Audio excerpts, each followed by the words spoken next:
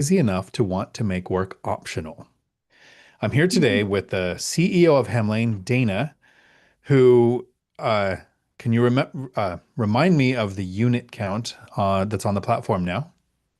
Well, we have a couple 100,000 on the platform. We have 30,000 that we operate day to day with repair coordination, leasing coordination, all that kind of fun stuff. And so 30K units, a couple 100,000 on the platform. How many owners would you say are on the platform? That's tens of thousands. And then the ones that we work with every day to help kind of enable and do their remote coordination, that's just over 4,000. Awesome. Well, I really appreciate you taking the time out of what I believe is a busy schedule to manage that many things and have the people and the team. I met some of your team at BPCon. They were awesome. Yeah. One of them's in the other room here in the office with me. Oh, Alyssa's here. nice. She says hello. Just Yeah. force the camera. There you go. So what I have today to go over, and the reason I wanted you to help be here is because, I have my information from the size of my portfolio and my experience reaching financial freedom and retiring with rental properties, but I don't have your mountain of data. So some of these might be questions you have to look up and we reference in a future video, but some of these you might just know. But I call these real estate gold mines, where the money is today. The first one can go both ways. And after that, I'll get into the ones where I think where my gold mine is, at least. But the first one I want to ask you is, with the information that you have, where are the areas that you think you see rents going up the most? And to be fair, down the most, because not all markets go up all the time. Yeah. Um, what's interesting about it is I really, really wish I could say like tier one cities are all going up. Tier two cities are all going down or have a trend of like the entire Southeast is going down. Like I wish I had it where I could put it into buckets. But what's really interesting of what I've seen with our data and where rental prices are going is every single market's different. So, for example, San Francisco and New York usually get kind of pegged as very similar, very tenant friendly, very liberal cities, heavy rent control, all of that. And especially now in New York City. But with all of that, it's interesting. San Francisco, I've actually seen rental prices go up substantially year over year. Now I'm talking about year over year because November and December are slower than October. So in September. So that's important to note. But the reason is San Francisco is having an AI boom and people are really coming for that. In New York, on the other hand, there's been some questions and concerns about even owning a rental there because there's going to be a permanent rent freeze. And so that's one example of where I can't like come up with a specific blanket statement for them.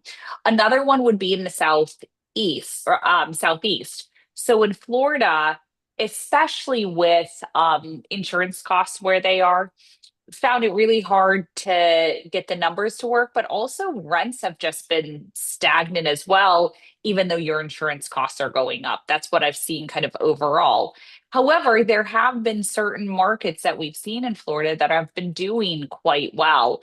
And so I wish I had some kind of blanket statement on rent and saying, these markets are the ones to avoid and put them into different buckets, but it is so dependent on your market and exactly what's going on in your market.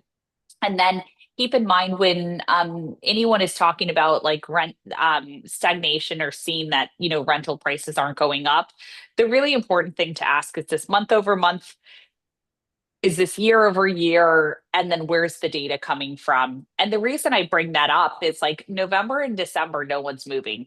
Everyone's thinking about Thanksgiving, everyone's thinking about Christmas. January comes and suddenly all these people are moving and there's this chaos and all of that of closing leases and moving in that first week.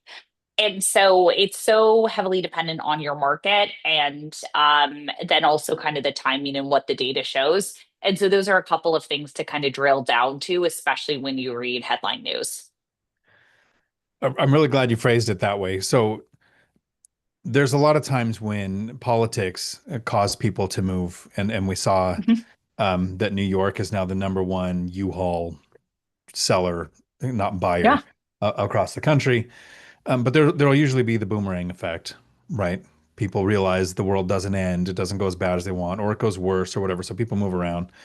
What I find with rents going up or down is we have going on right now what's called the halo effect. And so it's not so much which cities are going up or down. The AI boom is nice, right? I'm sure Silicon Mhm. Valley and San Francisco do that a lot with tech when there's swings there because it's a hub of it. Mhm.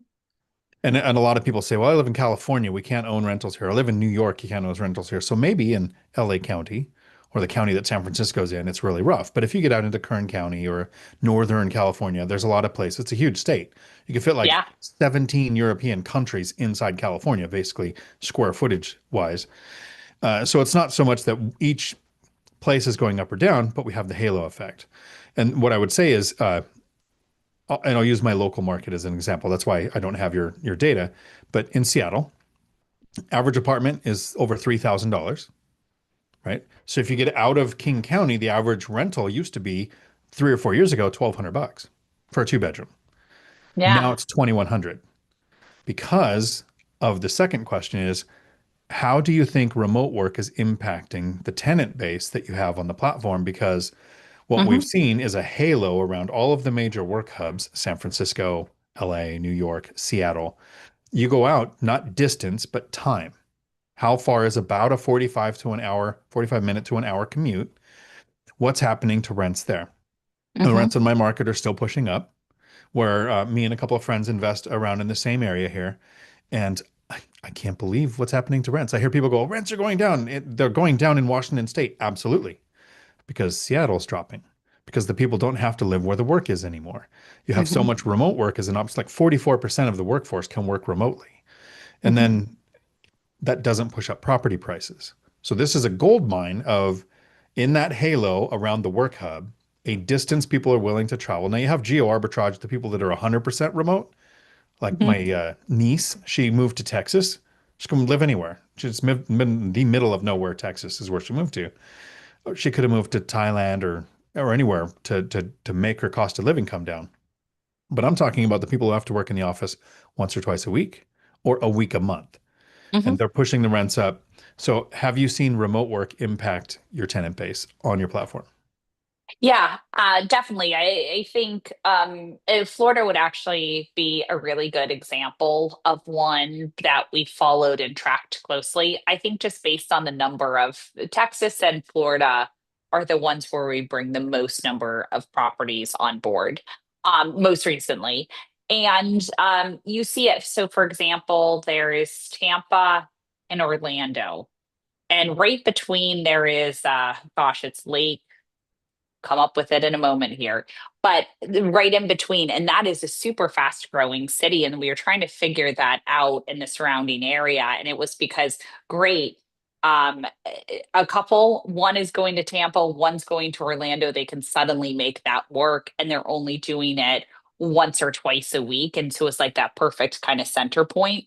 But I think if you would have asked these couples pre COVID, what they would have done is like one of us has to give up our job. We can't be 5 days of the week commuting like this and both of us doing it.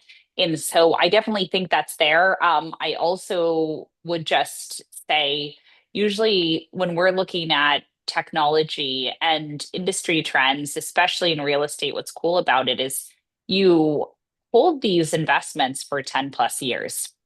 And the reason I bring that up is um, I think that self-driving cars is going to be faster implemented than any of us expected. You see, Waymo is suddenly has taken over Uber, a number of rides requested here in San Francisco. It's a better experience than Uber, and it's in a highly regulated city, and you're seeing it in Phoenix and throughout the U.S. that they're starting to implement and add more cars. I think the future is going to be where these cars could drive anywhere across the US. And if you suddenly have to not even think about driving and you can work from your car, I think that is actually going to spread out even more. So, what you were saying, Dion, of 45 minutes is suddenly going to be an hour. or an hour and a half, but you don't care because you're working during those 3 hours every single day. So something else just to kind of keep in mind of these trends that we're seeing, I think the hubs are going to stay, but you are going to see it more spread out. Now, one other thing I would say, Dion, which is really interesting, you can't really change culture of where people want to live. So let me give you an example. We've looked in Minneapolis, so I'm totally changing geos. Okay. You're good. We've looked in Minneapolis and some of the kind of farm towns that are an hour and a half, 2 hours away. And you would think people would move to them because land is so freaking cheap there. But however, it's quite the opposite. They're actually declining in population. The farmers are, there's fewer and far between. And we've seen the opposite trend of what you would expect. And the reason I bring that up is just because you see something an hour and a half or 2 hours outside of an MSA doesn't necessarily mean it's a good investment because of culture. If there are no schools, if you don't see young people moving there and raising their families there and all of that, you might not want to take a bet on it. So I think, when you're looking at saying, hey, I can't afford to purchase in this particular city, so I'm going to look at the outskirts, it's not a given statement that just because of the radius from that center of the city that it's going to be a good one. And so we've also seen some of that, of course, correction. So I would just caution folks from making the assumption that anything within 45 minutes is a good investment. I think that's a really good way of putting it. And you said it a certain way. You said uh, you can't change the way where people want to live. So what I would do is think of where people want to live. And I can Mhm. tell you, people do not want to live in Seattle, but they would love to live in the Pacific Northwest. Mhm. I think people don't mind living in Chicago or around Chicago or around the Great Lakes for 7 months out of the year. But there's a period of time where you die if you get locked out of your house. The winter is just so Mhm. rough that the city becomes almost like as important as for survival, the things that the cities provide, the utilities and things like that. But if you get into places like New Mexico and Arizona and Nevada and Oregon and Washington and yeah, you've got kind of coast stuff on some of those states. But so right, it is a halo effect around certain cities, but they have to also want to live there. That's why I Mhm. think even though Millennial Mike invests in Gary, Indiana, which is only 45 minutes from Chicago, he's still pretty much 100% Section 8 in that area because it's not a place people want to live. But if you get outside of San Francisco, you get out into like um, Fresno, Madera, there's beautiful temperature doesn't go below 40 very often, doesn't get above 105 too often. Like you're in that sweet spot of people want to pay the weather tax to live there. Mhm. But yeah, you have to think of the area as well. It's not just like everywhere in the world there's now a commuting circle. The next question on the gold mines in real estate is you have people on the platform with all different number of units, right? You've got the Mhm. people like me. I think I'm up to 4 on there now. I'm slowly transitioning as I have a tenant turnover or Yeah. buy a new place, growing it there. But then you have people with 20 or 100 or hundreds. What's that breakup look like, do you think, based just top of your mind? Short-term rental, mid-term rental, long-term rental, and are there people who do a blend? You mean on the Hemlane platform Mhm. or general? Great question. So usually when we see a blend, it's usually midterm and long term. We don't do short term. You could use this for short term, but honestly, you have so much turnover, and Airbnb is where you're going to list it or Verbo. That doesn't make as much sense. Midterm, definitely, definitely, definitely. So we see people A/B testing between midterm and long term. And then we see a lot of mixed use. So you have something on the ground floor, like a restaurant, and then apartments upstairs. As far as the midterm rentals, that's another one of doing your homework where we've seen a lot of people jump into midterm rentals. And it's almost, I don't know, they're almost blinded by like, hey, I have so much vacancy in between, or, adding in the cost of the furniture and the internet they provide and everything else, that the numbers don't work. And others, it works really well. And then they try to go long term with those properties. And we say, if you're going to go long term, do it right.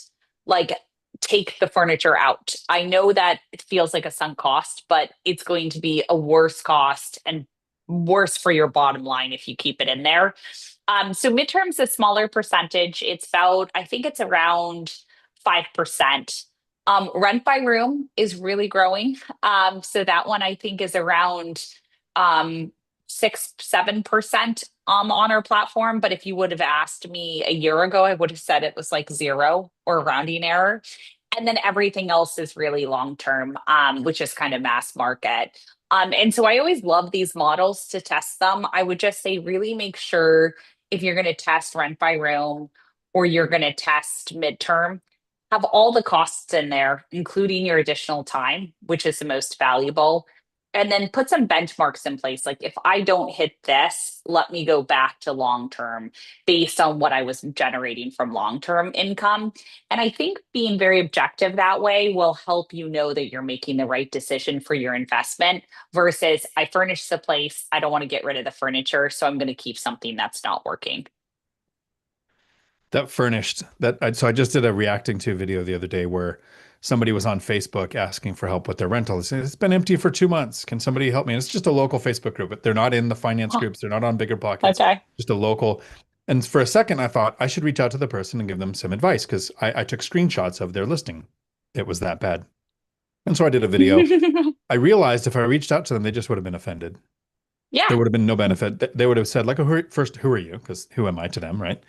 And second, it would have been I'm giving them feedback that they didn't ask for. They were asking for somebody to find them a tenant. And so I went through and it'll be like probably the last question that I ask you before we go to the questions in the comments. But it's the biggest mistake that people make when they're listing a property, and that's what this person did. But before we get there, on your platform, you have people who have a few rentals and you have people who have a lot of rentals. What do you think makes the difference between somebody who scales and somebody who just kind of dies off with one or two and then maybe doesn't even have them after a while? Is there is there something that you notice about the people who scale versus the people who don't? Yeah, that's a great question. First, I would say none of it has to do with how much money you have, at all.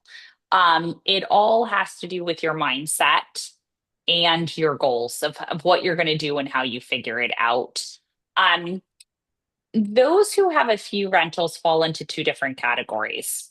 Category number one is that they're kind of an accidental landlord, and they kind of have one. They're not really engaging, like they're not really learning everything about how to scale this business and make it better. And that's actually honestly okay, because that's like what we're there for. And it's going to have to be their decision if they really want to get into it further. We hope we make it easy enough that they do. The second type of person, and this is like far too often in between, is someone who goes into the industry and says, okay, I'm going to get the cheapest rentals. They look fantastic on paper, and I'm going to be able to cash flow so much and quit my job. And I think what they don't realize is, if you do class D or class C properties, you really got to know your stuff. And it requires a lot more effort, a lot more on tenant turnover, a lot more on screening to just make sure that you have the right tenants in there. And we can talk about that screening as well. And then also just making sure you set those expectation of the tenants paying on time. And very similar, why I kind of put in the same category as the accidental landlord, is they never really learn everything. Like, they have someone late on rent, but like they don't have time to deal with it. They don't want to use our rent mediation program. And so they never are able to scale because they're not getting that cash flow they needed to justify putting more into it. And so that's again another thing on the mindset side. Those who scale on the platform, it's really interesting. It will sometimes it's a doctor, but sometimes it's someone where you're like, hey, they literally are just working an average middle class job. And they took all of the money that they were making and were really smart and knew their market and knew their tenants and got involved and knew that Hemlane would be able to, self-managing would be able to bring more to their bottom line. And they're very thoughtful about it. And they put kind of metrics in place of what they're going to do. I'm going to buy, at least one property a year. And maybe that property is a duplex because they find that that's great. Maybe it's a fourplex. And then as they grow, 3, 4 years into it, we see they 1031 and they take that and they go ahead and put it into something else. That's a little bit less common right now because they're locked into some interest rates. So it's not as common as we saw, especially for non-commercial loans. But from that perspective, it's really, I think, a mindset. And that is something that I haven't been able to figure out how to change some people's mindsets. And so we'll have people come to Hemlane who are so aloof, will like set up weekly onboardings and be like, you got to get this set up. This tenant has not been paying rent. You do not have a lease on this place. We need you to go down and get a lease in place. But then we've had others that are a delight. Like we had a recent one actually, Dion, someone you may know who recently joined the platform. I know they know Zuber. And, he bought 20 units and he said, I know I bought the worst units and the worst, I'm basically inheriting a lot of cleanup work. There's no leases in place. There's nothing. But the mindset was go. I'm going to be there every day. I'm going to get the leases signed. I'm going to do whatever it takes. And the property was turned around in like 3 weeks. Don't get me wrong, it was stressful, but turned around in 3 weeks. And so I think so much of it has to do with mindset, more so than who you are. And I haven't been able to figure out to date how I change the mindset of those people where I almost feel like our team is micromanaging them, being like, you missed your onboarding session or you missed this call. And so that's still something I'm trying to figure out there. But otherwise, if you have the right mindset, you'll be able to succeed. But you do need to set those goals. And then I also say you have to set time aside on weekends. Like it might be really easy to say, I'm going to go to my friend's house and have a glass of wine. But actually, what you need to say is like, oh, hey, friends, can't do anything this weekend. And really, oh, there you go, Dion. But you're talking about real estate and doing the work. But here you go. I'm just going to be focused on this and doing some research and moving things along. And so yeah, it's really up to you as a person to be able to grow your portfolio. Yeah, people have to understand the wine comes later. It's not during the growth mode. Yeah. My friend Cody, who's recently started using Hemlane, has in that situation Mm. with the 20 units, bought the worst of the worst, and is trying Yeah. to roll them around.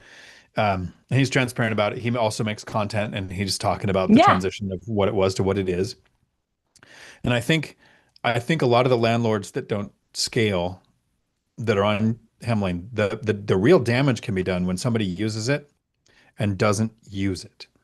They're like, I'm a landlord. I put the platform on there. Okay, and then I'm not going to do anything. I'm not going to get a lease. I'm not going to update it. I'm not going to put the information in because if you don't put information in, how does the platform know anything? And then they go, I failed, and it was, I was also using Hemlane when Hmm. I failed, so they think Hemlane was the problem. But I think they're making the mistake that I made in the beginning. It was my biggest mistake in real estate was the first year, I didn't feel like a real landlord yet. So I did the thing. I can't rent to a stranger, right? Who can trust them? I'll Hmm. rent to a friend, and friends Yeah. don't need a lease because we're buddies. And if the rent's late, I understand because life sucks. And then late is never. And it just goes down this spiral, which was all my fault. That was 100% me. I was the one that didn't go, I'm a landlord. How would a landlord do it? A landlord would have a lease, screen tenants, advertise the property. And so hopefully we can get to more people and tell them the moment you start saving to invest in real estate, you can be a landlord because a landlord would Hmm. find a lease. A landlord would interact with other landlords and investors. Yeah. A landlord would figure out how does a platform work and how do I advertise my rental, like the one I'll show you in a minute before we get to the questions in the comments. Uh, what do you think is the biggest mistake people make when listing a rental, when putting the information into Yeah. Hemlane, so to put it on all platforms? Yeah. I know one that I think they really get wrong, but I want to hear what you say. Great. And before we get to that, just one thing I want to say is I love talking to landlords. Our team loves talking to landlords. And so one of the biggest things that you can do is also just say, hey, can I set up an assessment of my property, how I'm doing, what needs to be entered, and like, how do I increase? There's two different things talking about what you're talking about. Reduce vacancy rate. That's number one. Make sure that's always above 95%. I mean, it depends on how many properties you have. Days on market should always be under 21 days if you're doing things correctly. And then saying rent is 100% collected on time. Those are your benchmarks. And then from those KPIs and goals, you can say operationally, how do I get there? And then there's tweaks you make with repairs and how to reduce repair bills. But we love talking to landlords about that. So that's where you should reach out to us so we can do a brainstorming to help move your metrics that you have and then be looking at what your cash flow is and how we can improve that.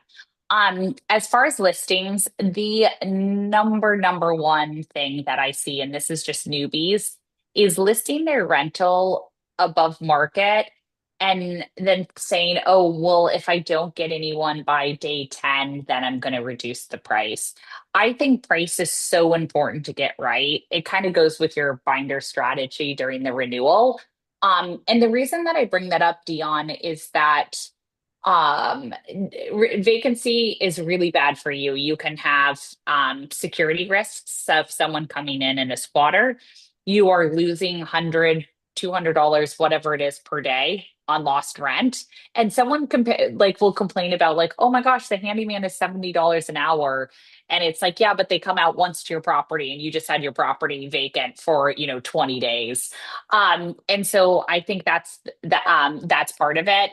And then just really making sure that you get that price correct. A lot of landlords can be emotional of like, oh, but this one has granite countertops and someone next door doesn't. It doesn't matter about the granite countertops. You want it priced correctly, and that will help you get a qualified tenant.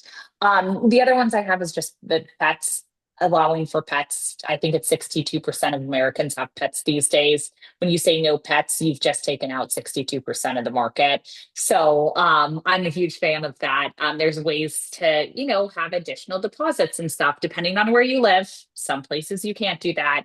But having different additional deposits or pet rent, if you don't feel comfortable, but that would be the other one. I What's actually yours, enjoy Dion? I enjoy when I hear people say that they don't allow pets in their rentals, and I think, okay, well, that pushes my rents up. My Yeah. tenant pool gets bigger. I have more demand, and I can charge a pet fee, and I have less tenant turnover because the people with pets don't like to move, right? So that's a good one for me. But so here is, if I can work the tech. I want to see. I don't Yeah. I don't have a 10-year-old around here to help me, but I just put this together. This is why the person's rental wasn't listing. So this is on Zillow about a month. They put it on Facebook. It's properly priced for rent in our area. Okay. A four bedroom gets 30 to or 3,000 a month to 3,500 a month, somewhere in there. Okay. So it's not too high, but the description is all of this paragraph information. And I'll go through this really quick because I did a whole video on Oh this the other day. yeah. Don't Yeah. want to torture everybody who's in the chat, but they have this whole paragraph here. That's just the first half. Like that's the second half. Then they go through what you need when you move in. And then I went through the pictures. This is a rental listing. It does not come furnished, but they have a staging photo with furniture in every room, even the crab walk bedroom that you have to go around the bed to get into everything from different angles. They have different ones. And so basically what I want to say with that listing is, and what I said in my video, they're trying to sell a property, not rent a property. What does an Yeah. owner care about? The owner who's buying the homeowner, not the investor. They're buying the dream. What is the dream? Oh, I could have nice, comfortable furniture in there. It says you could Could entertain have there. 12, It has all this 12 pillows. and all the pillows, and then it has uh the dream. All of that Yeah. information. The homeowner might buy stuff like that. But the tenant wants, and it's a really simple AI tool. Everyone should switch to Grok. It is amazing compared to ChatGPT. I've been using ChatGPT for a year, switched over to Grok. I can't believe the difference. It's night and day. Uh, but both of them could do what I'm talking about now. Go in there and type in your address and say, I have a rental located at this address. Instead of talking about the square footage, the age of the building, all of the super expensive sounding amenities for the rental, which scared away most of the people, uh, you put in, I have a rental at this address. What are 5 to 10 things within 3 miles that tenants might be attracted to? And it'll put in the walking trails and the restaurants and the Yeah. museum and the feline breeding compound in Rosamond, California that I didn't know about till I moved out of the city. Like all of these things that you don't know is around your rental. And AI can, and you put those in bullet points, list the lifestyle and list a rental. Don't list a property for sale. That was the mistake a ton of people are making with their listings. And I want to say 90+% of the time when somebody sends me a listing and says, hey, I watch your YouTube content. You said I could email you, which you can. I'll put my email in the chat. People can send me a listing and I'll go through and I'll tell you what I would do to it. And it's almost every time you have big, huge paragraphs nobody's going to read. It's information that an owner would Yep. want to know. Tenants don't care. And all of the stuff that does matter, like that person had way down at the bottom one little sentence that said pet friendly. I was like, they had a moment of genius on one little section, but everything else was jammed in and nobody would even see it. Yeah. Dion, you're giving me some ideas. We had tested that for our AI listing descriptions because we do it. And it wasn't getting the amenities quite correct, but I'm sure it's gotten better, especially if we tap into looking at Grok or something. I bet it's so much better than it was 2 years ago when we implemented it. Oh yeah. Since GPT-4 came out, it's totally different, and Grok is, in my opinion, it's way better. It's unbiased. Um, but the reason I said 5 to 10 things within 3 miles is because you're going to list three, maybe four. You don't list 10 if it brings up 10, but out of those 10, you go, oh, that is something people would want to know is in the area. Some of the stuff, right? The airport diner, maybe they don't need to hear about that. Maybe they need to hear that there's an airport. I don't know, whatever it is. But yeah, it's to give you the ideas of things to talk about. And that's really a page right out of this guy, Matt, the lumberjack landlord's course. He's got a course he does, and he's got a huge portfolio, over 150 units. And when I started interacting with him, I used to list just like that person. I Mhm. would list what is an honor. This is the age of the building. This is the square footage. This is maybe I'd have this is this far to the base or something, but I wouldn't have all of the other stuff that now AI, like in my market, I would go, okay, I have a property in Spanaway, Washington. Let me go Google Spanaway, Washington, things to do. And I get 2 or 3 hours of research to find the places I would want to list now. From Matt's course, that's what I would do. But AI changed it to where it's a prompt. And then I go through and edit it to just what a tenant would actually care about. Yeah. One other thing that I think is such a good point about like these long text blocks that no one reads. The other thing is everyone's very visual. So like if you have a washer and dryer, take a photo of it and put it in. If you have a parking space, take a photo and put it in. Parking is like the number one question that we get requested in, and where it's like, oh, great, that needs to be updated. So all of that stuff needs to be in your photos. And to your point, Dion, if it's unfurnished, list it unfurnished. If there is some reason that you cannot put photos in of it unfurnished, maybe you're just moving out and you haven't taken the pictures of it without it, that's totally fine. What you're going to want to do is then just write unfurnished, comes unfurnished on every single photo so people know that. But yeah, I think no one wants to read. They click right on the photos and go through them. The other one is so many, especially if you have a single family home, so many people show the outside of the house as their first photo. And I think that's a huge no-no because again, it's their living space. The outside, while it's important, the kitchen, the living room, all of that, they do much better. They perform much better in Zillow, at least what we've done of A/B testing that versus an exterior photo. I can't tell you, Dion, we had this one where there was a listing and it was on Hemlane and the landlord was like, yeah, I put it on Hemlane and like I'm not getting that much traction. And I remember clicking on it and, the outside was like not that great of a photo, looked like, a normal house. And then you click inside and it was beautiful. And you were like, what? Why is this not your first photo? Switched it. And the next week it was off market.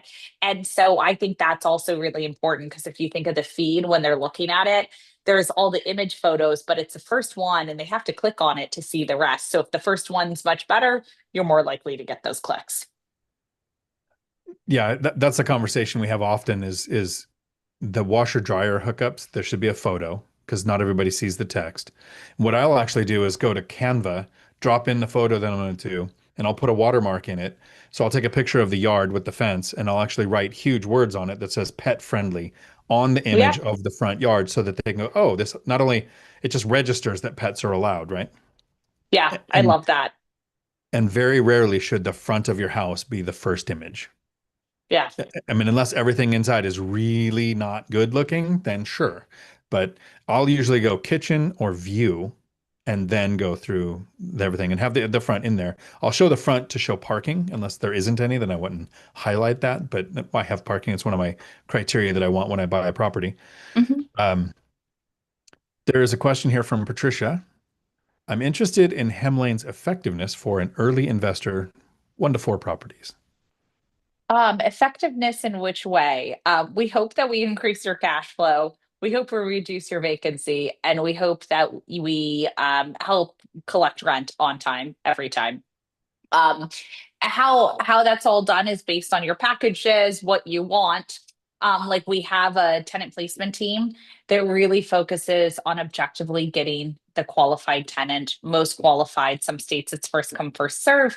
We typically just do first come, first serve of qualified, but help benchmark what those qualifications are. But that actually helps with collecting the rent and reducing the vacancy. We have a rent mediation team. So if a tenant isn't paying, how do we get that paid as quickly as possible? And then prevent it from happening in the future. And then, of course, on the renewal side, we ourselves want you to stay on the platform, want you to keep a tenant in the property. And so we're not upcharging on any of those renewals. We are looking to try to keep those tenants long term. And that's really where our maintenance and repair team comes in to help provide that really strong service where a tenant can call anytime, get answers to things. We'll troubleshoot all the repair requests for them. They really feel like there's someone there for them.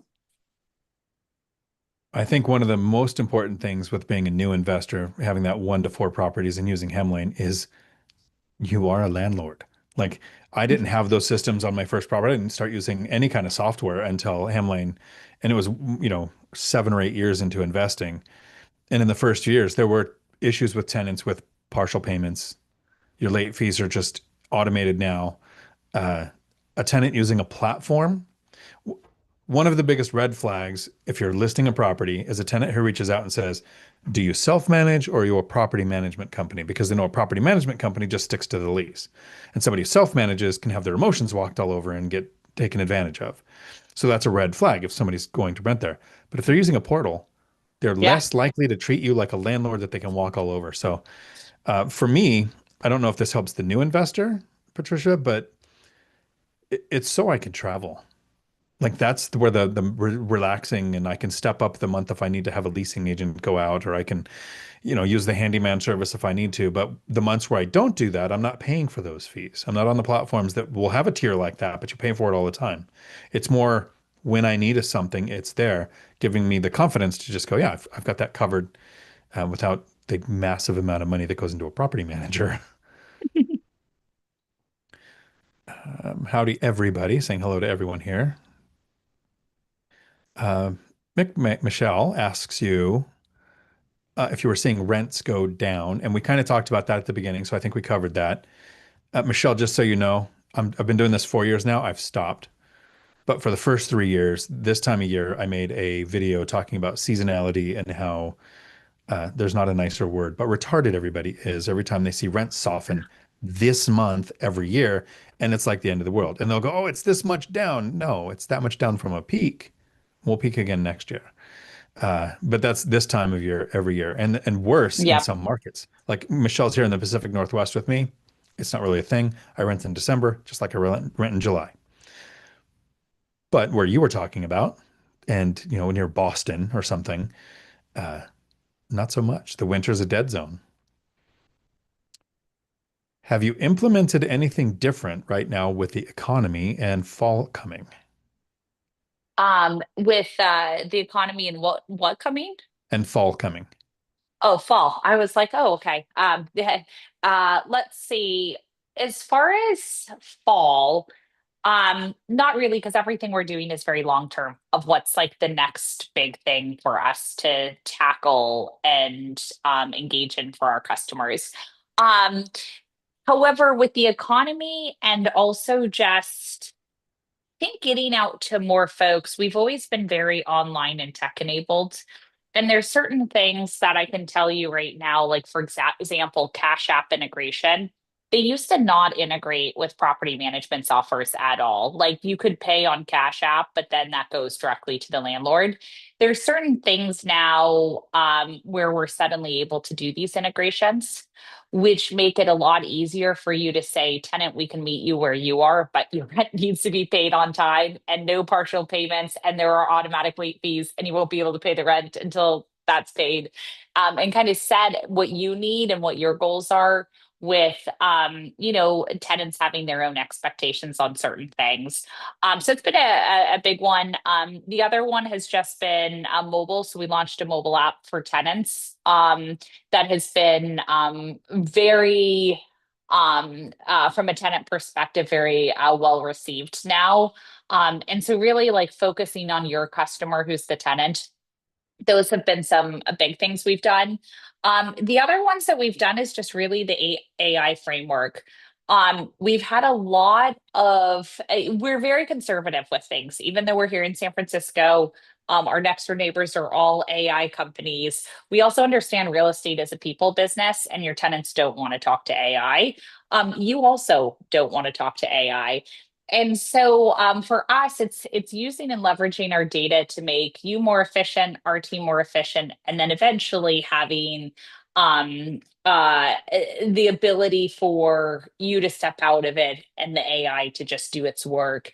And so we've done a lot on the back end with the AI infrastructure. It started with just a simple global search that you'll see that you don't really know it's AI enabled to test some things, but it is going to be really powerful because it has all the maintenance and repair data.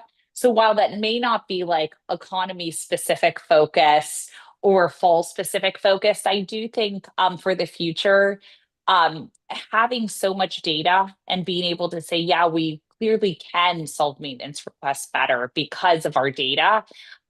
We've been sold by quite a few companies have come to us that are like, we're your AI agent and we can come into Hemlane. It's like, but you don't have the data. You only have ChatGPT or Grok's data. But what's actually going to be more helpful and more powerful is our own internal data.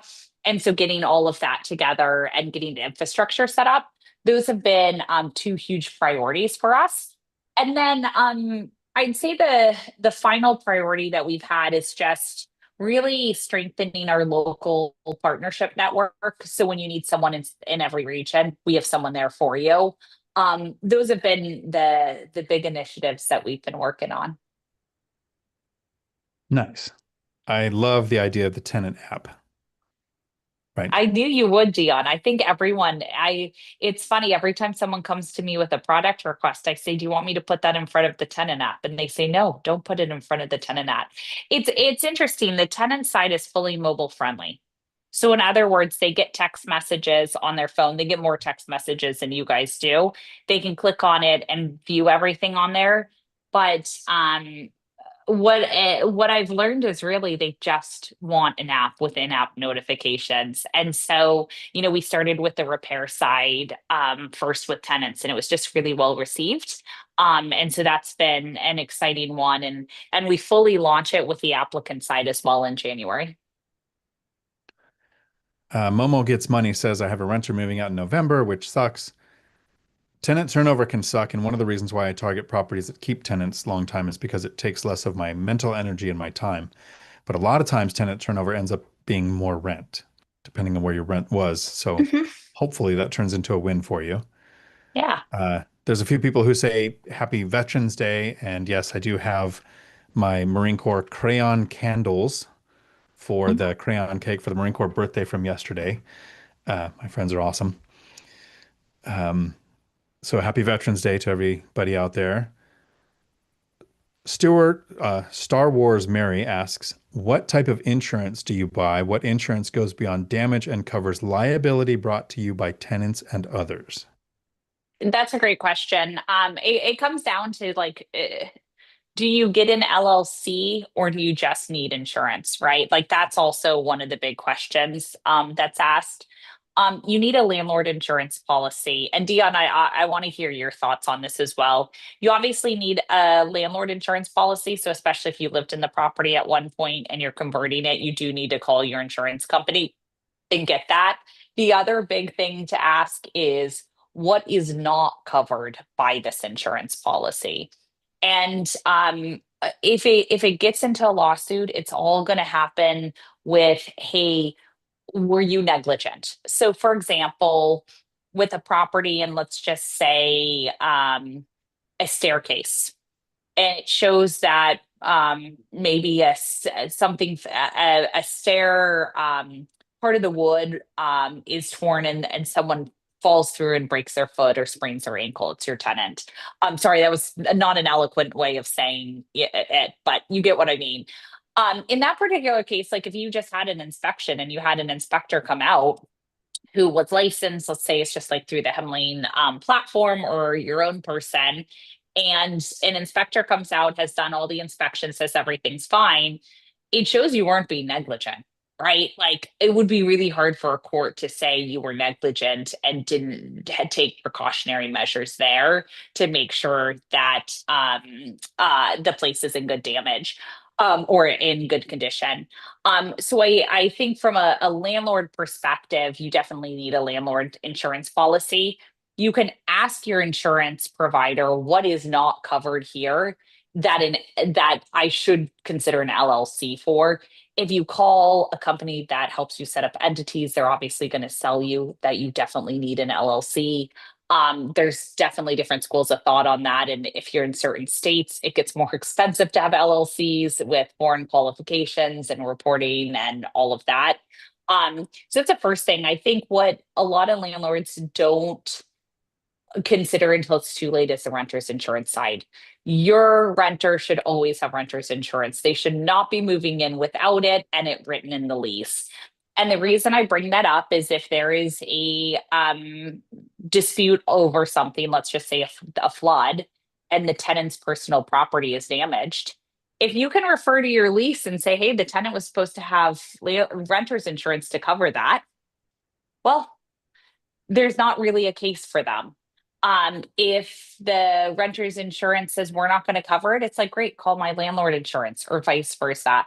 So I think it's not only important that you have the right coverage, but the tenant does as well. And then all the landlord insurance, at least the ones I've had, have been really good at outlining the tiers of like what is covered, what is not, and then what kind of risk do I want to take. So if it's flooding risk, like the first thing I do is go to FEMA and like check my flood risk on my property and say, how much of a risk do I want to take for that extra $1,000 on this plan? So I think it all comes down to education and really knowing what's in the details and what's most importantly not in the details. A couple of things. One, how do you feel if I disagree with you on something? Oh, please disagree Okay. with me. The second thing is you mentioned the LLC word, which is the trigger word for this channel. Old guy REI did a super chat earlier because he knows what's about to come, but he did this long ago. I'm going to sell everything by A class and put them in individual LLCs. That was a super chat from the very beginning of Okay. of tonight, because Frank knows what I'm going to be talking about. And then Angry Capitalist did a super chat, much appreciated for happy birthday. Thank you. Hoorah. Uh, okay, so what kind of insurance do you use? There's a trap a lot of landlords fall into, and it is not Dana's fault. It's not your fault that you use the term that the insurance rep is going to use. I don't have a landlord policy. That is a Oh, scam. It's a okay. complete scam pulled off by the insurance companies based on how I would use it, not based on it being an actual scam. So you have to have some nuance to the words here. Um, what we all have is property insurance. If you have an injury or a slip fall on your properties, you cover up to a certain amount. I always pick $300,000. If it goes above that, once I had 4 properties, I got an umbrella policy. So if any injury went above $300,000 on a property, it triggers the $2 million umbrella policy. So my insurance is there, but neither of them is called landlord. What landlord insurance is it covers lost rent if your tenants aren't paying rent and not due to eviction. It's due to the place got burnt down and they can't inhabit it. Now you can Mm, go. The I would have to rack up a year or two's worth of rent for me to make a claim because my deductibles are a minimum of $10,000. Because if you yeah. make a claim, your insurance rates can triple for up to 5 years. No one else can insure you. You are, or your insurance can cancel you, and only the lender can place what's called lender-placed insurance. So you're not covered, but the mortgage is. So they're covered. You don't get anything if there's a problem at your house. You're not covered for injury. You're not covered to get the place replaced. It just makes them whole, not you. So there's a lot of risk to that. So I would never use landlord insurance because it covers rent that I don't want them to cover. What I do is I buy my properties where I'm setting aside 15% for repairs, maintenance, and vacancy. So if there is times when rent's not Yep. coming in, the money I'm setting aside from my gross rents will cover that. I do with my portfolio the size that it is right now. I'm setting aside $5,150, which is 5150, the crazy code in California. I set that aside every month, so that's $60,000 a year being set aside. My highest expense year with a roof and a septic system and a bunch of other things was $36,000. So I've never come close to hitting that. So I always have that sitting there. I can go through evictions if I have to, or prolonged tenants vacancies. If a house burns down, I'm not going to rebuild it. I'm not a builder. I'm not a permit guy. I'm going to scrape it, sell the lot, take the money, pay off the mortgage, buy another Yep. rental. I want the existing rental. So landlord insurance is the trap. I don't have that. What we have is homeowners insurance, but you did say something really good. When you move out of a place, like I was house hacking a duplex from 2013 to 2020. And then I bought a fourplex. And in 2020, I moved into the fourplex. First thing I did, because I was excited, I called my insurance company and said, "Hey, I no longer live there." My insurance went down $500 a year because they were no longer insuring my personal items at the residence. It's still the $300,000 slip fall, full replacement value, which means I would take the money, scrape the lot, sell it, keep the money, pay off the mortgage. Um, but there's 3 things that I do for asset protection, and none of them are an LLC because there is no asset protection from an LLC unless you have partners. The purpose of an LLC, which is a limited liability company, is to protect you from someone else's mistakes. They used to pierce the veil. Now courts are using the 1996 IRS precedents of all sole proprietor LLCs are disregarded entities. They don't exist in court. When you're sued, all of your assets are at risk. All of your LLCs are your assets. Where asset protection comes from is the insurance. You have slip fall injury coverage up to a certain amount. Once you get a few properties, I recommend an umbrella policy. The second thing is I have a asset protection in the form of mortgages. I don't want paid off properties. I want the bank in first position. So if I'm ever sued, I can't lose the asset. I can lose money. I can have a debt, but you can bankrupt most debts, but they can't take the property if the bank's in first position. And even through a bankruptcy, as long as you continue to make the payments, you keep the asset. And then the third way, and the most important thing for asset protection is what Dana said: be proactive. Have inspections done, fix things that can be a safety hazard Yeah. promptly. Listen to tenants. If it's this door squeaks when it moves, yeah, that goes on the list to get done eventually. But this window drops down like a guillotine sometimes. That gets fixed today, right? You go through and you do that. So, and to use insurance, All Nighter Hider put a link to Steadily in the chat. Hmm. On Michael Zuber's daily financial update, there is a link you can use that gives him credit because he talks about it. They sponsor his morning videos. And what that is it can't be for where you live. It's only for where you don't live. And they give you insurance quotes. So Steadily will give you quotes. I use Geico. I've got 2 different brokers I talk to, and I call and get quotes every time I buy a property. And this one broker's got me the best deal through Geico. It's a Geico broker. And I'm underwritten most of my policies through Stillwater, depending on your state and your type of property. It might be different, but call and get many quotes, just like you will with a lender, or if you're going to have a deck built, you're going to get multiple quotes. Same thing with insurance. And don't do the thing that most investors do. Don't fire and forget. Insurance, every 2 or 3 years, call and get another quote. I Yeah. end up saving thousands a year by going, oh yeah, this Hmm. one went up. That sounds fine. I would live, but you call around and go, wow, there's not only was the other place not as high as the increase, it was lower than where I was. So Yeah. Yeah. It's such a good point. It's interesting. I'm not sure if it's, to your point, landlord insurance, because I don't think any of my insurances I've ever seen cover rent. that's So the it's landlord just like policy when they call it. yeah, Gotcha. But I love that the asset protection points that you just brought up, Dion, of insurance, mortgage, and then obviously the proactive, I think are just so strong from that perspective. It's like if you have those three, it limits that risk. And with an LLC and all of that, it's like talk to someone who doesn't set up LLC entities and really understand, should I really get this? And honestly, your insurance provider will tell you a lot of what isn't covered. And then to your point, you have the mortgage with the bank in first position. The investors that I know, Michael Zuber from One Rental at a Time, zero LLCs unless it's a property that has a partner. Matt the Lumberjack Landlord, 150 units, zero LLCs except for the one he made to get health Mhm. care. My brother retired, me retired, no LLCs. There's two times you should have an LLC that it makes sense. It's never taxes because there's no benefit, and it's never asset protection. The first one is if you have partners. It protects you from their mistakes. Protect them from your mistakes. And the second time is if your lending requires it. If you're doing hard money loans or DSCR lending or something like that, and the bank goes, "Yeah, we would totally do this, but it has to be in an LLC." Sure. If it gets the deal done, then there's no problem with it. My problem with the LLC is it almost always gets thrown out by CPAs and attorneys who make a ton of money by setting them up, maintaining them, filing taxes on each one. It's their business model. But there's the new investor, like Patricia asked earlier, how would Hemlane help the new investor with 1 to 4 properties? People will never get to 1 to 4 properties if they think they have to have an LLC for each property, because how do you pay yourself? You can't own or occupy a loan through with an LLC unless you commit mortgage fraud. You put all these how do you maintain non-commingled finances? Like all of these barriers you're putting when really to get in real estate, it's save a down payment, find a property, buy it, rent it out for more than it costs. Like it's a few sentences to get into this business, but everybody goes, "Oh, I need an LLC for every property," and then they never do anything past that. That's why I get on my little soapbox and freak out every time that question comes up. Yeah, it's such a good point. I mean, not only what you just mentioned about the additional costs of with the accountants and lawyers, but I'm in California and you have foreign qualification with minimum franchise tax of 800. And so then you're suddenly like, okay, wait, now look at my bottom line and my cash flow. How do I even make this work? And so yeah, it's not right for everyone. It's not right for most. There's certain cases where you'll set up trust entities, LLCs, but you really definitely want to do your research. Josh says, "I just talked to Sophie at Hemlane an hour ago. She was great getting us taken care of." Nice. Oh, wonderful. Thanks. I'll let her know that. Cool. And then there's the link. Somebody, Patricia didn't think the stream started.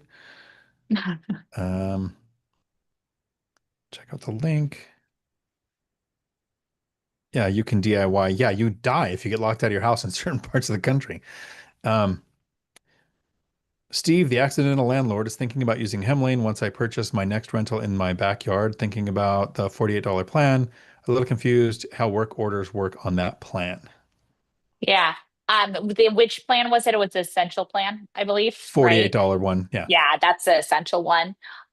So with work orders, we still, and I think there was another comment about virtual assistants. We have virtual assistants. I don't like to call them virtual assistants because they're actually repair coordinators. They're trained on repairs. Um, it kills me that a lot of these platforms say they have a call center and it's just someone who's an answering service, which honestly AI could do for you today. You really want someone who can solve a tenant's problem. They call immediately, shut off the main valve. I'm going to walk you through this. Here are the exact next steps. Here's who's going to be calling you in 5 minutes to get this scheduled. Boom, boom, boom, boom, boom. So in the essential package, you bring your own service professional. So your handyman, your electrician, your plumber, your general contractor, etc. Um, they can be unlicensed, they can be uninsured. That falls on you, right? If it's our complete package, we're having the vendors, they're licensed, they're insured, etc. And what you'll essentially do is go ahead and submit a repair request. Or your tenants will submit it as well. We should have your thresholds. So you'll give us your thresholds of, let's just say, your threshold's $150. Um, the service professional goes on site, they give us a call and they say it's going to be $151. We don't tell them what your threshold is because if we did, they would more often than not bring it up to that point. So we just tell them, give us a call when you're on site. And once they do, and we get the price, we are going to go ahead and one, negotiate. Do we think that price is good? If not, we'll talk to them and say, really break out the parts and materials a little bit more because I looked at these parts online and I actually see that they're much less. Are you upcharging on those? So really understanding the price breakdown with your service professional. And then the other thing to do is call you. So if it's $151, but your threshold's 150, we're going to call you for approval on that before we go ahead and authorize their work. We can pay your service professionals for you. So we use single use credit cards. They're tied to your bank account. We can also do ACH or Venmo, but they won't get any of your bank information. If it's a credit card given to them, it expires and is only for that amount. So right after it's charged, it goes away and you'd have a new single use credit card. That's how we ensure that you're never overcharged for any job. I noticed it after I asked, but Steve followed up with, I would like to be able to drive over and inspect the issue before contractor is requested. Sounds like the Oh, solution to that totally. is make your threshold $1. So you're always going to get a call before someone's called if you had to. Yeah, there's actually pre-dispatch notes. We don't call it that. We say additional instructions.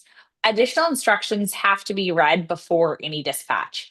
So you can have your threshold at what it is, but you can just write in there, hey, please make sure I've gone out to view it before you dispatch a service professional.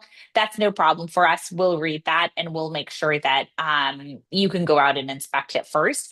We hope you don't have to drive out there. We try to always ask for photos or is trying to do some troubleshooting, understand it so that you really know should you go out or should we just send out our service professionals?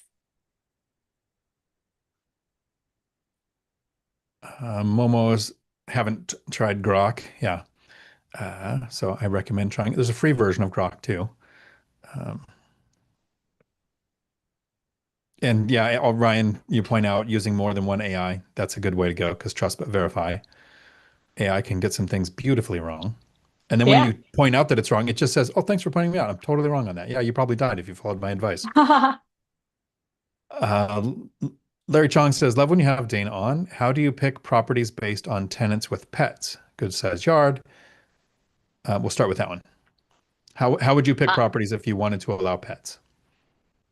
oh, if I allow pets myself, you know, one, I don't do HOAs. I think if it's like an apartment or anything like that, you're going to definitely if it's an apartment or anything like that, you're definitely going to an apartment complex. You just have to kind of keep that in mind. But all of your tenants should be respectful of picking up anything from their pets on the common area. Like all of that should be in your move-in guide and also in your lease agreement. So you have a legally binding contract to be like, you're in violation. There's this violation fee or whatever it is. Um, as far as picking properties like duplexes, single family homes, one of the biggest things is fences in the backyard. It usually doesn't make or break it for me because I can very easily, quickly, and I mean, it depends on the class of the property, but put up a fence or require the tenant to put up a fence that I've approved of the person who does it. You can get those, what do you call it, the chain ones? I've put those up that drawing a blank on the name, but anyway, they're very cheap to put up. You can also put up something that is much more sturdy and much nicer. So I think it's a case by case basis. I've never found that the numbers for rental property have really changed that much because usually it comes down to more than just the fence. But if it's a backyard and it does have a fence, that is a nice to have. The only downside of having the fence is then you have to maintain it. Once you put it up, if there's a hole in your fence or anything like that, then you're going to have to maintain it. But otherwise, I've never made a decision based on that. I've usually looked at the cash flow associated with it and said, hey, if they have a dog and they need an outside area for their dog, they can go ahead and get one of those chained fences or something like that, or even a runner for their dog. Yeah, so for me, it's partly because of pets, but my mind is the average tenancy in a single family house is around 7 years. The average tenancy in an apartment is around 2 years. So what I want is small multifamily as similar to a single family house as possible. That's why I Awesome. prefer side by side. I like fenced yards. Not all of mine have a fenced yard. Most of them do, but not all do. So it's one thing I look for. All of them have yards. I do prefer that. I have tenants who have put up runners on my one that doesn't have fences. They've got a Mhm. runner in the back. Um, so yeah, when I say pet friendly, it's because there is some place they can take the pet. How do you prepare your interiors to make it pet friendly that allows you to simplify repairs and maintenance? I'll answer this one first and then I'll let it go to you. Okay. In 12 years now of owning rentals, I've had one pet damage ever, and it was less than $200. Dog chewed up the trim around a door, replaced the trim. Wasn't even into the jam. I've had multiple tens of thousands in damage because of kids. So I don't worry about pet proofing my rentals. It's kid proofing that's the problem. I couldn't agree more with that.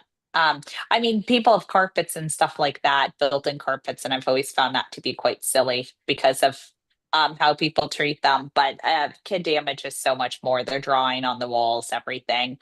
You can really, with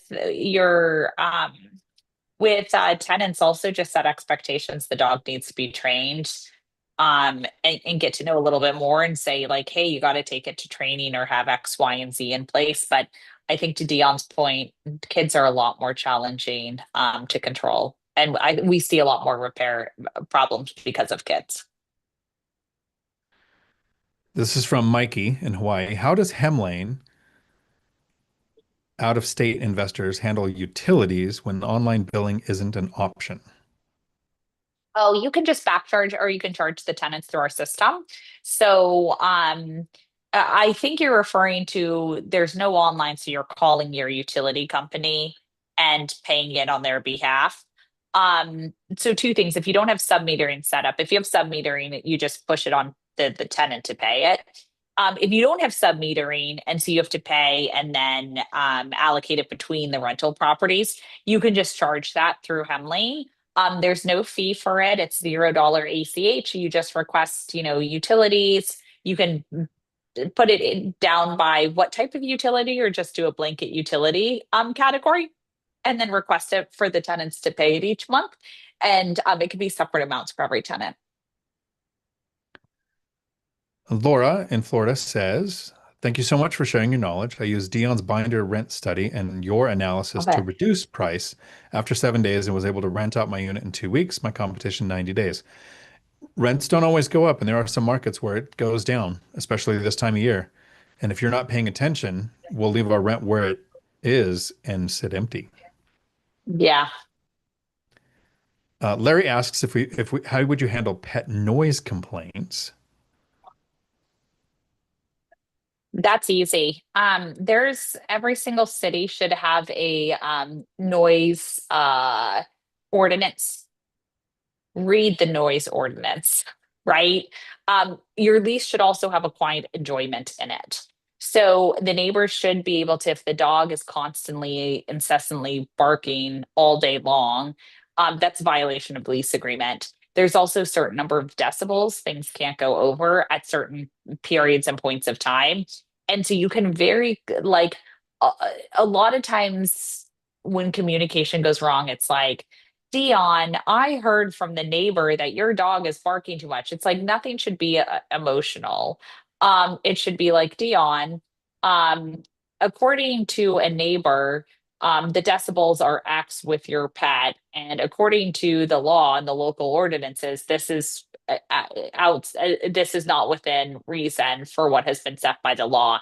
It should be very objective, and that way you can give options of like dog training, take the dog with you to work, whatever it is, and come up with some sort of amenable solution in order to make sure that that noise violation goes away. So for me, I mean, it's what you said and one other thing.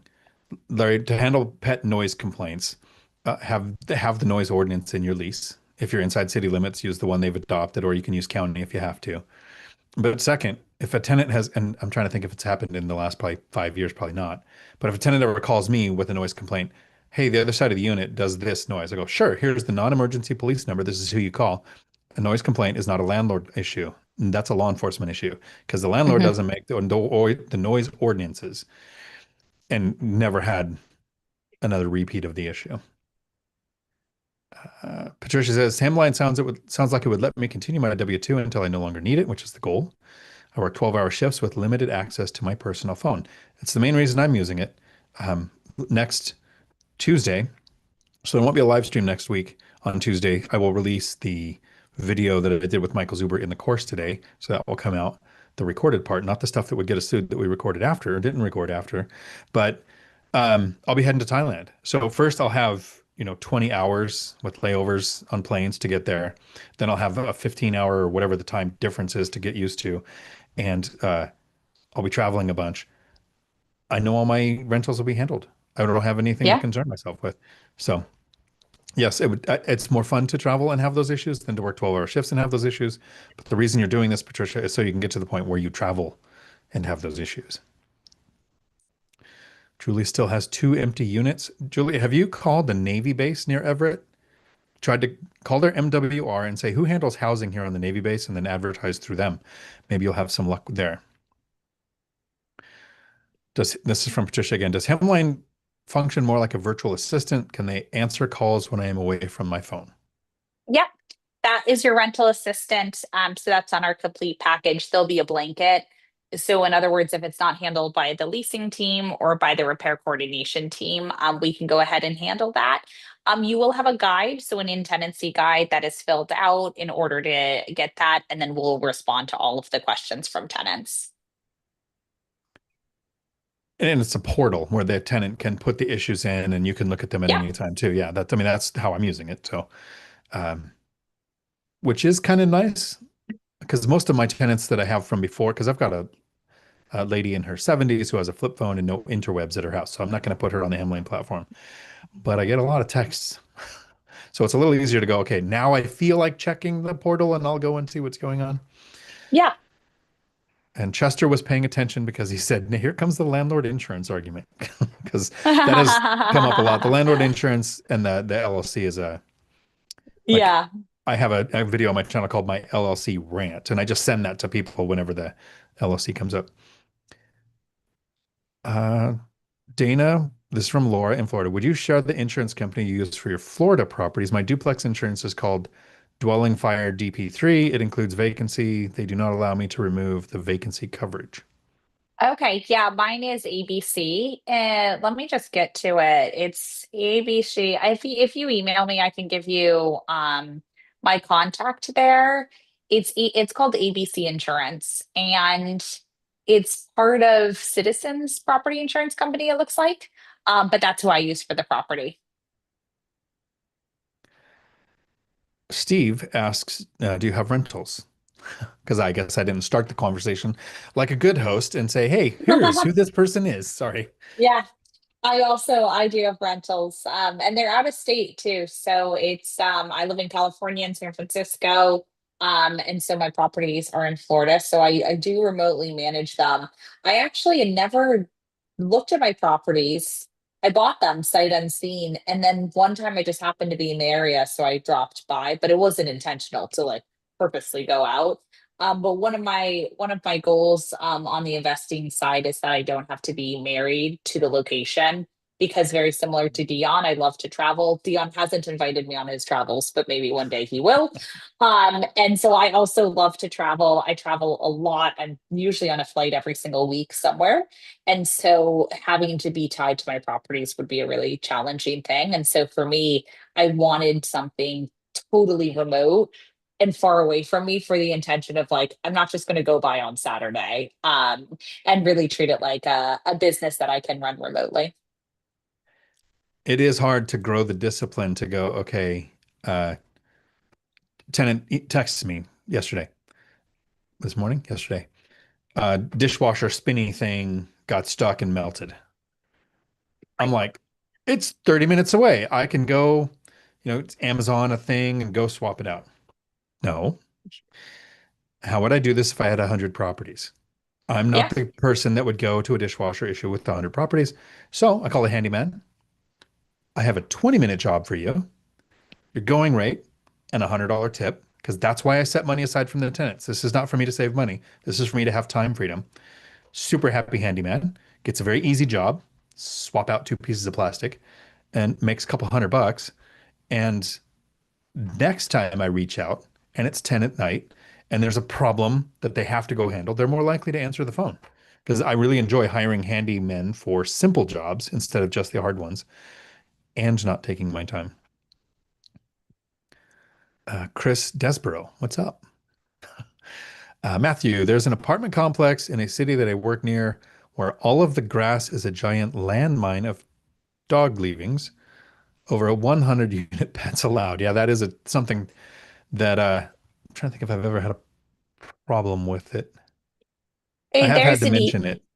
Yeah, there's an easy solution. One, all your amendments include that in there. Two, you put up some yard signs that say, pick up after your pets. And then you also put something up that says there will be a fine if they don't pick up after their pets. Something of that nature, right? Just to give them a scare and remind them to.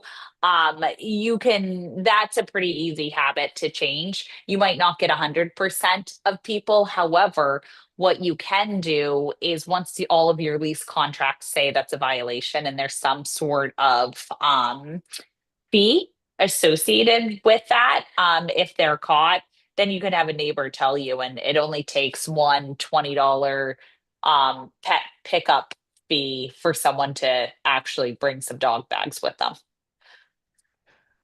We hit them one time, put up cameras if you need to. I mean, if you're in a large apartment complex, it might be a little more challenging like that, especially if you're a Yeah. tenant. It's not something you're free to solve. But with my properties, it would be pretty easy to go. This is your dog. I see your dog. You need to fix this. Yeah. Uh, Julie, I'm sorry I wasn't really clear, but every single military installation, no matter what they have or don't have, will have a thing called MWR. I'm going to put a link in the chat for you to use to reach out and say, here on this Navy base near Everett, Washington, MWR never handles housing. Morale, welfare, and recreation handles the, mental health, help, make this not a terrible place to be while you're trapped here for the troops, but they will know who handles housing because each installation is different. It could be a nonprofit, it could be a base, it could Mhm. be a base allocated position where somebody gets a billet of handling housing. So there's no way I could say, hey, this is who you call for the military, but you can always call MWR and say, on this installation, who handles housing? How do I get a hold of them? And then you reach out to them and say, I'd like to list my property with you.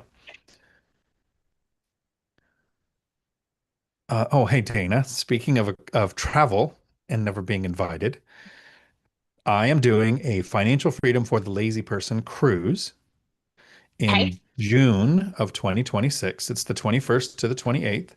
The link is in the description for this video. I'm inviting Okay. everybody in YouTube world, which includes you and your Okay. husband. Come along. Yeah. It's an Alaska cruise, leaves from Seattle. It'll go the 21st to the 28th. Cool. It is not a booked, we don't have convention rooms, breakout sessions. It is a cruise for a week where people will hang out and talk financial freedom, real estate, and whatever else comes up. But it's not like an official, like I'm not sponsoring it or collecting money from it. There's a point of contact that they'll probably try to get us all kind of in the same area of the ship. Yeah. But yeah, Cool. if you guys are interested, that is some traveling. Uh, And the sun never sets at that time in at that time of Alaska. year, no, it's great. It's like, Yeah, it's yeah. great. We get 3 hours of darkness, and otherwise, it's just beautiful and sunny. The last time I went, they started doing my mudslide drinks. They would spell my name in the chocolate. So it's going to be a good Wow. trip for everybody. Sign me up. Well, there you go. The link is in the description for the video. And everyone that's Yeah. watching, you are all welcome. Let's go hang out. Charles McCune, who's buying two helicopters for his wife. The helicopter deal seems to have not gone through. The client requires twin turbines. That's your wife. We'll get her what she wants. Um, Thank you, Chester, for bringing up the cruise. That was a great timing. And I think we have gone through our list of questions for today. I really thank you for taking the time and hanging out with us. It's great every time you get a chance. I'll try to get this to work while I'm in Thailand. I have no idea where I'm going to be. I know I've got the first 2 days booked. After that, it'll just Okay. be wherever the winds go and where the scuba's good. I love So, it. I love it. Well, you'll have to send photos for all of us of scuba and do some videos of it so we can live through you and everyone else can get properties where they don't live. exactly. So, everybody have an evening full of amazing. If you want to reach out to Dana and remember, Patricia, if you do use Hemlane, if you put in Dion Talk as the reference, it gets you 20% off the first year. So you could try it out. And if you have questions for Dana, it's DANA at hemlane.com. Ciao.